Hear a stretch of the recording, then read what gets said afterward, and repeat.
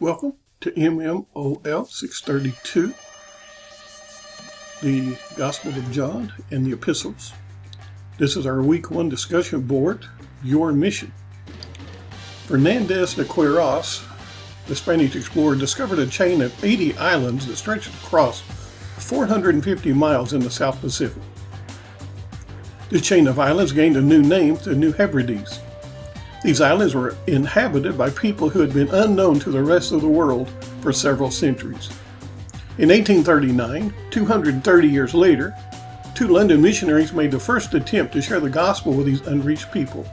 The sad news? Those two missionaries were killed and eaten by cannibals only minutes after going ashore. John G. Patton and his wife set sail to the islands in 1858, but their decision did not come without criticism and negative comments. A respected leader warned John G. Patton and his wife, "You will be eaten by worms." Patton responded, "Mr. Dixon, you are advanced in years now, and your own prospect is soon to be laid in the grave. They're to be eaten by worms. I confess to you that if I can but live and die serving and honoring the Lord Jesus, it will make no difference to me if I am eaten by cannibals or by worms." Perhaps you're a little discouraged by someone or some event in your life. Remembering that you are preparing to serve the Lord, and that is your one focus for the next 8 weeks.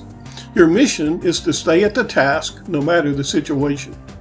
Now, your mission this week requires you to overcome obstacles to the background of the Gospel of John. You will be expected to examine the facts and sources to discover who the author of the Gospel was. You will meet several would-be authors, but you must settle the question for yourself.